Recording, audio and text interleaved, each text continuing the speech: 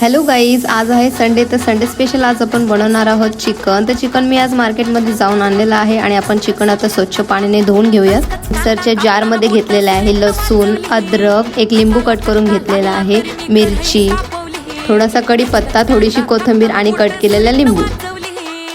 आता हे मिश्रण आपल्याला मिक्सरमध्ये बारीक वाटून घ्यायचं आहे.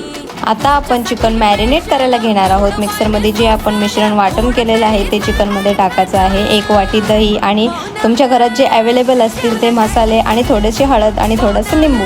हे सर्व मिश्रण आता आपल्याला मिक्स करून 10 ते 15 मिनिटं झाकून ठेवून द्यायचं आहे. आता आपण गॅसवर टोप ठेवलेला आहे. त्याच्यामध्ये आपल्याला बटर, कढीपत्ता, जिरे, कांदा, टमॅटो हे सगळं टाकून मिक्स करून घ्यायचं आहे. तो आणि कांदा हा शिजून झालेला आहे. तर आपण मॅरिनेट केलेलं चिकन त्याच्यामध्ये टाकायचं आहे. आता हे सर्व मिक्स करून आपल्याला अर्धा चमचा याच्यामध्ये धना पावडर ॲड करायची आहे. आता झाकण ठेवून 15 ते 20 मिनिटं आपल्याला शिजू द्यायचं आहे. तुम्ही बघू शकता आपलं चिकन किती छान दिसत आहे आणि परफेक्ट शिजलं सुद्धा आहे. चला तर मग आपण सर्व करून घेऊयात आणि लवकरात लवकर खाऊन घेऊयात. तुम्हाला ही रेसिपी आवडली असेल तर नक्की लाईक, शेअर आणि कमेंट करा आणि तुम्ही ही ट्राय करा आणि कशी झाली ती नक्की सांगा.